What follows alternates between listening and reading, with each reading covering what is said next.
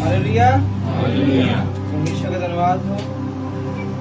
समय कम है तो मैं जल्दी से इस बात को बताना चाहूंगा। बताने के लिए बहुत सारी बातें हैं, तो मैं एक निवेदन जरूर करूंगा कि जो कुछ मैं आपसे बताने जा रहा हूँ उसको आप ध्यान से सुने, ध्यान से समझे, एक एक शब्दों पर आप ध्यान रखें, अपने ध्यान को भटकने ना दें और परमेश्वर के नाम की हम बड़ाई करेंगे। बाइबल बताती है कि एक समय आया, मत्ती की किताब उसके 27 के 45 से हम पढ़ेंगे। आने का है दोपहर से लेकर तीसरे पहर तक उस सारे देश में अंधेरा छाया रहा और तीसरे पहर के निकट यीशु ने बड़े शब्द से कहा, एली एली लमा शबक्तनी, अर्थात हे मेरे परमेश्वर तूने मुझे क्यों छोड़ दिया। हालेलुया। बाइबल बताती है कि इस समय आ गया है जब सारे संसार में अंधेरा छा गया और यीशु मसीह ने बड़े कष्ट के साथ, बड़े दर्द के साथ इस बात को पुकार कर कहा, हे मेरे परमेश्वर तूने मुझे क्यों छोड़ दिया।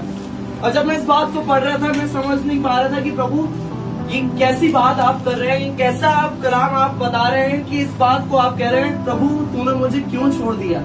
क्या परमेश्वर कभी किसी को ऐसे छोड़ सकता था? क्या परमेश्वर कभी किसी को ऐसे अकेला रहने दे सकता था? क्योंकि भजन संहिता में भी लिखा है कि वो परमेश्वर जो ना ऊँगता ना सोता है, वो परमेश्वर जो हर समय हमारा पहरा देता है, उस यीशु मसीह को उस परमेश्वर ने छोड़ दिया था। ये वही परमेश्वर है जिस परमेश्वर ने उस यीशु मसीह के विषय में सबके सामने गवाही दी थी कि वो परमेश्वर का प्रिय बेटा है जिससे वो अत्यंत प्रसन्न रहता था। वो यीशु मसीह हमेशा उस परमेश्वर पिता के बारे में बातें करता था कि मैं उस खुदा के बगैर कुछ भी नहीं हूँ, उस खुदा के बगैर मैं कुछ भी नहीं कर सकता, उस खुदा के बगैर मैं किसी भी काम को नहीं कर सकता था। लेकिन एक समय आ गया कि जब यीशु मसीह ने उस क्रूस पर से अपने आप को उस दर्द में, उस पीड़ा में इस बात को कह रहा था कि प्रभु तूने मुझे क्यों छोड़ दिया। ऐसी क्या बात हो गई थी कि परमेश्वर ने उसको छोड़ दिया था। और जब मैं यीशु मसीह के बारे में देख रहा था कि वो खुदा से कितना प्यार करने वाला व्यक्ति था, वो खुदा से इतना करीब रहने वाला व्यक्ति था। और मैं आपको बताऊं, परमेश्वर उस यीशु मसीह ने परमेश्वर के साथ रिश्ता ऐसे ही नहीं बना लिया कि वो परमेश्वर का पुत्र था तो परमेश्वर उससे बहुत प्रसन्न था। नहीं, बाइबल बताती है कि वो बचपन से सीखता आ रहा था, जानता आ रहा था कि खुदा के साथ कैसे अपने संबंध को बनाना है, खुदा के साथ कैसे अपने रिश्ते को मजबूत करते जाना है। वो धीरे धीरे इस बात को सीख रहा था और एक समय आया जब परमेश्वर ने उसको अपने लिए स्थापित किया और इस बात को कहा कि वो जाकर उस खुदावन के नाम की सेवकाई कर सके। और हर जगह जहां भी यीशु मसीह जा रहा था वो सिर्फ और सिर्फ इस बात को बता रहा था कि खुदावन उनसे कितना प्यार करता है, उनसे कितना करीब रहता है। लेकिन आज वही यीशु मसीह इस बात को कह रहा था कि खुदा तूने मुझे क्यों छोड़ दिया। वही परमेश्वर ने एक समय आया कि उस यीशु मसीह को उससे छोड़ दिया। मैं इस बात को समझ नहीं पा रहा था और एक बात मैंने खुदावन से पूछा कि प्रभु ऐसा क्यों हुआ। और बाइबल बताती है कि जब परमेश्वर ने, जब यीशु मसीह ने इस संसार के सारे पापों को अपने सर ले लिया, तब एक समय आया कि वो परमेश्वर जो पाप से इतना नफरत करता है, पापी लोगों से नहीं करता लेकिन पाप से ज्यादा नफरत करता है। और जब यीशु मसीह के ऊपर वो सारा पाप लाद दिया गया तो एक समय आया कि वो यीशु मसीह की तरफ देख भी नहीं पा रहा था। इस संसार में जो अंधेरा छाने की जो बात कही जा रही है, इसका भी एक बहुत बड़ा मतलब है। आपसे मैं एक सवाल पूछना चाहता हूँ कि नर्क में ऐसी कौन सी बात है जो उस नर्क को सबसे ज्यादा भयानक बना देती है। वहां की आग उसको भयानक नहीं बनाती, वहां के कीड़े उसको भयानक नहीं बनाते, लेकिन बाइबल बताती है कि वहां खुदावन की उपस्थिति नहीं है, वहां परमेश्वर की उपस्थिति नहीं है। और मैं आपको एक बात बताऊं, यीशु मसीह ने उस क्रूस पर मेरे और आपके उस नर्क का अनुभव किया ताकि मैं और आप उस नर्क के पास ना जा सके, उस नर्क का अनुभव ना कर सके। इसलिए बाइबल बताती है कि जब यीशु मसीह की मृत्यु हुई तो वो पर्दा ऊपर से नीचे तक पड़ गया था और महापवित्र स्थान लोगों के लिए खुल गया ताकि मैं और आप उस खुदावन के करीब पाए जाएं। उससे उस बात को सहा कि वो उस परमेश्वर के साथ अलग हो गया ताकि मैं और आप उस खुदावन के साथ जोड़ दिए जाएं। इसलिए गैथसेमनी के बाग में जब यीशु मसीह अपने मृत्यु के एक दिन पहले वो प्रार्थना कर रहा था, इस बात को कह रहा था कि प्रभु जैसे तू और मैं एक है वैसे ये लोग भी मुझ में एक हो जाएं, हम में एक हो जाएं। और परमेश्वर ने उस प्रार्थना को सुना था और उस बात को सहा।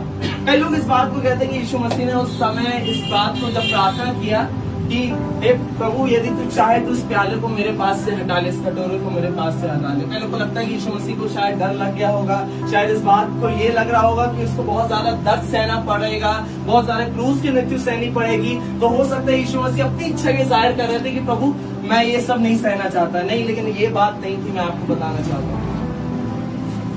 यीशु मसीह का परमेश्वर के साथ इतना करीब रिश्ता था, इतना मजबूत रिश्ता था कि वो एक पल के लिए भी, एक सेकंड के लिए भी उस खुदावन से दूर नहीं होना चाहता। वो जानता था कि जब वो क्रूस पर जाएगा, जब संसार का पाप उस पर लादा जाएगा, तो वो एक समय आएगा कि खुदावन उससे दूर हो जाएगा और परमेश्वर उससे दूर हुआ। और यीशु मसीह यही नहीं चाहता था और यही कारण था कि वो बड़े दर्द के साथ, मैं आपको बताऊं कि उस क्रूस पर जो यीशु मसीह सह रहा था ना, उससे जो कुछ भी कोड़ों की मार सही, जो कुछ भी उसने बदनामी सही, जो कुछ उसके ऊपर कीले ठोके गए, वो सब कुछ इस दर्द के आगे कुछ भी नहीं था उसके लिए।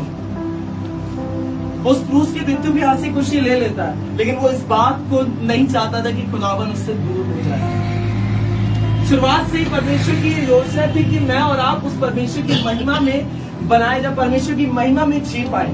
कि परमेश्वर ने संसार में जो कुछ भी बनाया, जो भी चीज बनाई, बाइबल बताती है कि वो परमेश्वर ने उस चीज को बनाने से पहले उसका एक वातावरण को बनाया था। और एक उदाहरण के तौर से अगर आप देखेंगे, जब परमेश्वर ने मछली को बनाया, उससे पहले उसके लिए उसके वातावरण को बनाया, वो वातावरण था पानी। और जब परमेश्वर ने आकाश के तारों को बनाया, तो उसके लिए उससे पहले उसने एक वातावरण बनाया, वो था आकाश, वो अंतरिक्ष था। तो आप देखेंगे हर एक चीज जो परमेश्वर ने बनाई, वो उसके वातावरण पर निर्भर हो गई थी। यानी अगर आप मछली को पानी से बाहर निकालेंगे, खुली हवा में रख देंगे, तो वो मर जाएगी। अगर आप शेर को जंगल से निकालकर अगर आप पानी में डाल देंगे, तो वो वहां जिंदा नहीं रह पाएगा, क्योंकि वो उसका वातावरण नहीं है। इसलिए मनुष्य भी परमेश्वर की महिमा में बनाया गया था। अगर वो परमेश्वर की महिमा से दूर हो जाता, तो वो मर जाता। और ऐसा ही हुआ, जब परमेश्वर के सामने मनुष्यों ने और आदम हवा ने पाप किया, तो वो परमेश्वर की महिमा से अलग कर दिए गए थे, उस सदन के बगीचे से अलग कर दिए गए थे, और उनके जीवन में मृत्यु आ गई थी। इसलिए रोमियो 3:23 कहता है, इसलिए कि सबने पाप किया और परमेश्वर की महिमा से दूर हो गए। और पाप की मजदूरी बताती है, बाइबल बताती है कि मृत्यु। लेकिन मैं आपको बताऊं, उसी के आगे एक और वचन लिखा है कि परमेश्वर का वरदान हमारे प्रभु यीशु मसीह में आना चाहिए। उसने हमें वो वरदान दिया है, वो आशीष दी है, वो बरकत दी है, जो मैं और आप अपनी मेहनत से हासिल नहीं कर सकते थे, जो मैं और आप अपने अच्छे कामों से हासिल नहीं कर सकते थे, जो मैं और आप अपने पवित्रताई की जिंदगी से हासिल नहीं कर सकते थे। उस यीशु मसीह ने मुझे और आपको वो वरदान दिया, वो बरकत दी कि मैं और आप उस खुदावन के करीब पाए जा सके। आज मैं आपको इस बात को बताना चाहता हूँ, मैं क्यों छोटी सी बात है इस बात को कि यीशु मसीह ने मुझे और आपके लिए क्या कुछ नहीं सह लिया। क्या हम उस कुर्बानी को याद कर पा रहे हैं? क्या उस दर्द को हम सह पा रहे हैं? उस दर्द को महसूस कर पा रहे हैं कि यीशु मसीह ने मेरे और आपके लिए किया क्या? मैं इस बात को पहले ही बांट चुका हूँ। कई बार लोग इस बात को कहते हैं, मुझे बहुत मन ही मन इतना इस बात का गुस्सा आता है कि जब यीशु मसीह के विषय में किसी को बताते हैं, किसी को बोलते हैं कि यीशु मसीह पर विश्वास करो, तो वो व्यक्ति इस बात को कहता है कि यीशु मसीह ने मेरे लिए किया क्या है,